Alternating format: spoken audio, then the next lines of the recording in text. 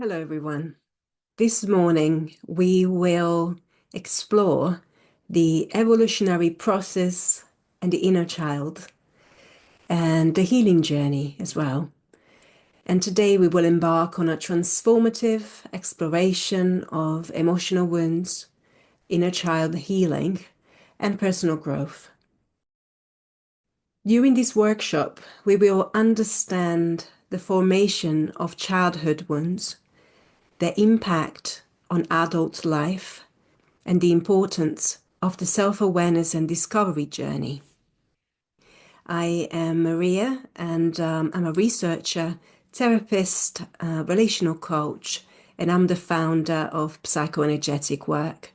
I also organize authentic relating experiences with my partner in Brighton and London. And I have over 10 years of experience working with clients internationally.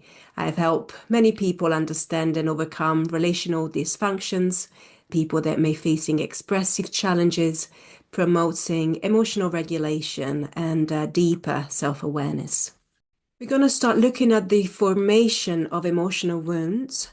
And the first part is understanding the impact of early life experiences. During growth, especially during the early years of life, between 0 and 14 years old, emotional wounds are often reactivated or are formed. And these wounds often stem from events, relationships, or the environment we live in, environments where perhaps we didn't feel recognized, welcomed, or loved. And such experiences can create emotional crystallizations. So we may be experiencing different inner children at different stages that manifests as blocks, hurt, or dysfunctions, depending on the age at which the wound was formed. So, for example, a 3-year-old child who feels unloved or unaccepted by their parents, perhaps is repetitively criticized or punished, might internalize the belief of not being good enough. And this can develop into a wound of non-recognition, accompanied by a protective mechanism of mistrust and self-defense. And the emotions tied to this wound remain crystallized at the developmental age, causing emotional responses in adulthood that mirror the reaction of a 3-year-old, which may not be appropriate for resolving present-day challenges. We all have a variety of different emotional wounds, and the most popular ones are abandonment, rejection, injustice, betrayal, and humiliation. And everyone responds to emotional wounds in a very unique way. Some people may build protective shells, others build walls around them. Some tend to withdraw or become aggressive or passive aggressive, while others avoid confrontation or become overly compliant, overly pleasing, and also any other adaptive behaviors. We can also call this defensive mechanisms. And these wounds varying in nature and intensity and are deeply intertwined to our evolutionary growth and manifestations of talents. And unfortunately, we cannot manifest our soul completely or our talents and gifts without confronting our wounds. Expressing our gifts requires fertile ground, which is made possible through the healing process. I want to share something personal here. When I was 21, I lost my father because of cancer, and it was quite rapid. The diagnosis he got was incorrect. So at the very last minute, they understood that it was actually terminal cancer. And within 3 months, my father died. So it was very sudden and quite traumatic for me to go through that experience, and also for other circumstances that were playing out at the time. But at the same time, I remember a deep curiosity emerged as I was trying to figure out how I could help my father and how I could save his life, which obviously was impossible. And I started researching into his life, behaviors, upbringing, And then I started putting together the pieces of the puzzle. After that, I started my holistic journey. So my father passing away and the wound that was created at that time for me, it actually helped me find my gifts, and it helped me continue my studies and researches in understanding illness and how it affects our lives, and also how I can use whatever challenging circumstances I may be facing in my life as a springboard. The choice is ours. Many of us can remain trapped into the sterile pain, and we also can at times perpetrate the victim mentality, complaining and lamenting because life is not easy. But that may provide like a temporary comfort when maybe other people validate us or acknowledge our pain, but produce not change or growth long term. So when we go through this period of time where we feel stuck or we struggle to move to a different place, we may be looking at an inner child within that is stuck in fear that may need to find appropriate support and a way to find motivation to move on. Often we remain unaware of our wounds, reacting when unintentionally touched by others. And as adults, unfortunately, we can no longer expect other people to take care of our vulnerabilities. We can no longer walk in the world with open wounds and expecting others not to touch them or not to trigger them is just impossible, really. And of course, it's nice to be surrounded by mindful people, but we must assume this responsibility ourselves. And we need to start cultivating inner love and ownership for our existence and for our inner children. And when I say cultivating love, love is a very complex word. But for me, love means cultivating a deep sense of self-acceptance, falling in love with every part of us as it is, not if, but as it is right now. Also the parts that we may not like, that we may find challenging, learning how to appreciate and understand them too, because they also have a reason to be there. And those who trigger our wounds are our teachers, really. They offer us healing opportunities because they highlight the tender spots that need attention. And they show us that our ways of interacting with the world may be not authentic as we think, until we become aware of our reactive behaviors or dysfunctional, repetitive patterns in life.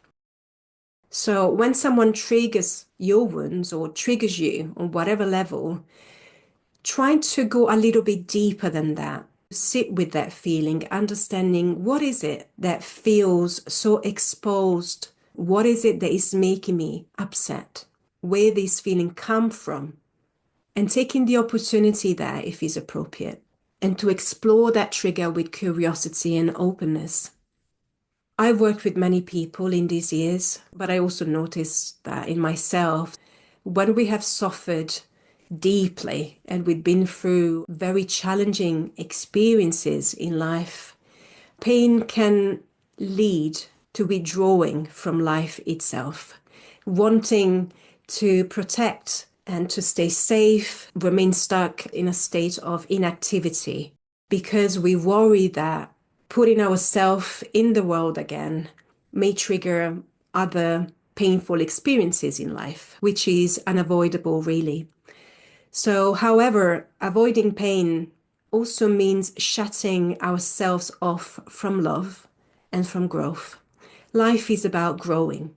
Life is about the quality of the experiences that we have, and pain is about finding the meaning of these experiences, understanding how we can use that pain to really stretch the boundaries of our existence and learn as much as we can. So the greatest risk lies in remaining stuck in limbo out of fear of making mistakes. We shouldn't expect life not to be challenging. This is a belief that it doesn't help us in any ways. Life is meant to be challenging. Life is meant to be difficult. The secret is not to avoid difficulties, but to learn how to manage these moments, to find resources, tools, to find ways to navigate through these life moments, which are normal and which are out of our control most of the time. Remaining stuck in fear of making mistakes, it doesn't allow us to grow. Mistakes are an essential, integral part of life. I've made tons of mistakes and I still do. And I always say, make as many mistakes as you can possibly make.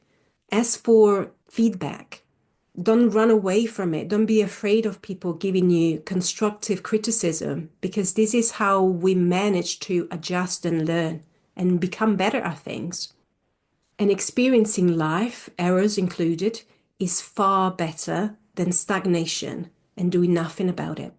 So even though it's very healthy to take a break here and there in life to allow time to repair, we shouldn't stay in limbo for too long, because so will push us to continue and to move forward. Another aspect is that we can remain stuck in blaming. So blaming our parents, blaming our environment, blaming our teachers, blaming everyone that have caused the pain. But when we do that, the missing part is that we're not acknowledging the evolutionary role that is involved in this pain, in this process. And so recognizing pain doesn't mean denying the responsibilities of those who have acted dysfunctionally or have done things in a wrong way or have hurt us, but involves embracing and understanding, transforming all of this into a pathway to a greater wholeness, until eventually one day humanity itself will no longer need pain as a form of growth. If we look back in history, pain has been the biggest teacher, and this is how humanity have evolved. We are very much in the process of transitioning from learning from pain and learning from joy. And learning from a place of joy is much more terrifying, because we are very, very scared of happiness or being joyful. We always fear that that feeling will go away when we experience it. We don't really know how to grow out of joy yet.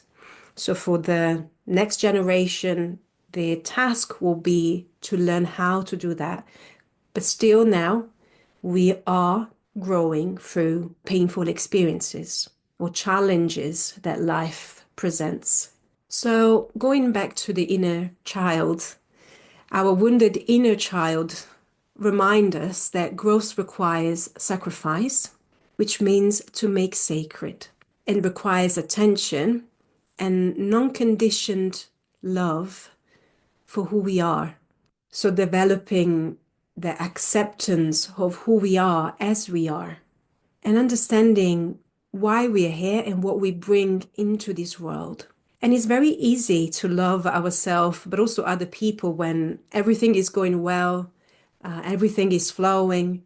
But can you love yourself when your inner children are throwing a tantrum, are having a bad day, in the moment of suffering, when you've made a mistake and you recognize that you've done something that was out of your control? Are you able to support yourself and love yourself in these moments? Can you forgive yourself for the mistakes you may have made or you are making right now? Can you be with yourself when you get in trouble? Understanding that sometimes inner children do things without thinking, without knowing. They need to learn and they need guidance. And this is why we're also looking at developing the parents within, different types of parents. The parents that can support, the parents that can provide feedback, the parents that can guide and can provide presence, unconditional presence. Rediscovering who we are authentically beyond behaviors, beyond the experiences we've been through, to really go back to the core self.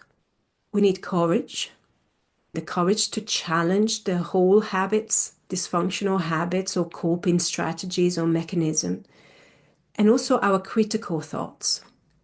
And really paying attention to every time that we judge ourselves, what we think of ourselves. True evolution doesn't come from escaping pain.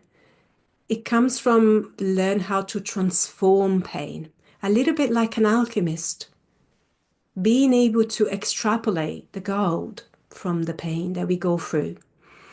And forced positivity, which I see a lot nowadays, does not promote real love or authentic love. And only by facing our shadows can help us access the light within, who we genuinely are, to find that place that belongs to us in the universe.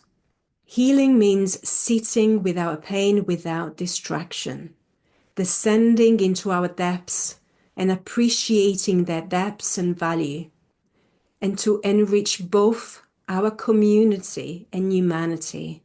Because we're not just here for ourselves, we are here to find ourselves and to offer that to the community, to add value to the world. So, how can I listen to my inner child and how can I heal my wounds? So, the way I do inner child work consists into different stages. So, the very first stage is about developing the capacity to hold our inner child without criticizing or judging. And this means developing our feminine energy, the mothering energy, the energy that is able to embrace and to welcome the child as it is, because most of us have experienced conditioned love, which means I love you if. But we want to learn how to love without that if. I love you as you are in this very moment. I appreciate you, even with the tantrums, even when you make a mistake, even when you're not at your best.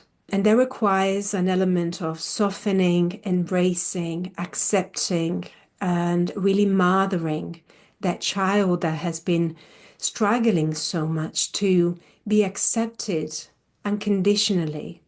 I think is an experience that very rarely people have, because we have very much learned that to be loved, we have to be or behave in a certain way. So what we want to practice is every morning waking up and looking ourselves in the mirror and saying, I love you just as you are.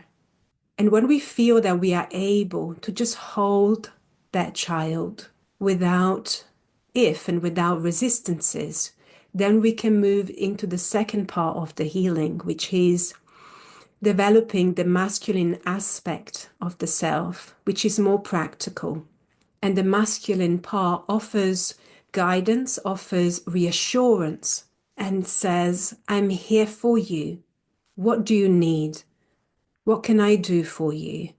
Here we start exploring ways of healing in a practical way. We start looking at developing tools, but also rediscovering the playfulness, because the father energy is all about learning through play. The father comes in and says to the child, let's go explore now. The first part of the child's life is about safety and nurturing, grounding, presence. The second part is about let's go explore now. Let's go and develop the skills that will allow you to survive and maintain yourself in the world. It's very much about curiosity. Personal growth is an ongoing process. It doesn't end anywhere. It's life itself. Sometimes I hear people saying, oh, I've done that and I don't need to do this again. What I always suggest is stay open, because every experience is made of layers, and sometimes we just have to go through the layers. When we close and shut down thinking that it's done, we are really reducing our opportunities for growth and exploration. And the healing journey demands consistent presence and is hard work, because growing, expanding requires a lot of willingness to change and challenge a lot of behaviors and constructions that we have built. And some of these constructions that we have built are quite solid. And the inner children are not happy to let go of what kept them alive, because they may still feel that it's not safe to do that.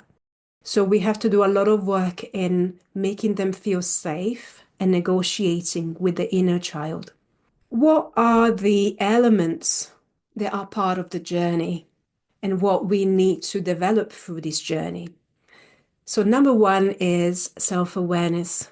So, we are going to be looking and observing unresolved or blocked emotions within self, where the unresolved emotions are crystallized, what kind of emotions are. And also, we're going to be looking at when and how these emotions are triggered, and also the events that have sensitized this part of you. Then we're going to be developing acceptance, starting learning how to embrace vulnerabilities and imperfections without criticizing. We cannot blame ourselves for being shy or aggressive or because we fear making decisions. If these behaviors are originated from a wounded child that is seeking love and safety, we wouldn't do or think of this of a child. That's why we start looking at different perspectives.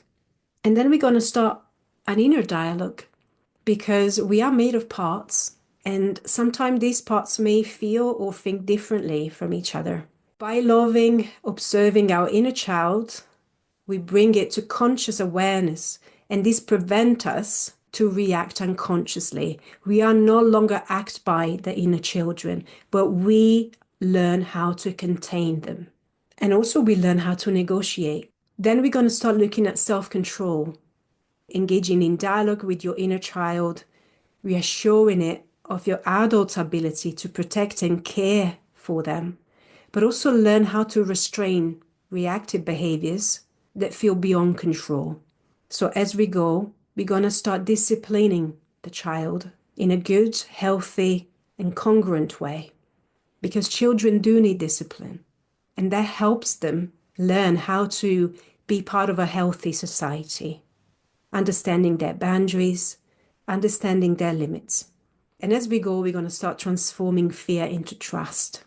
We take small steps, gradually desensitizing the wound, and the inner child needs need to evolve into desires over time, because needs are externally dependent.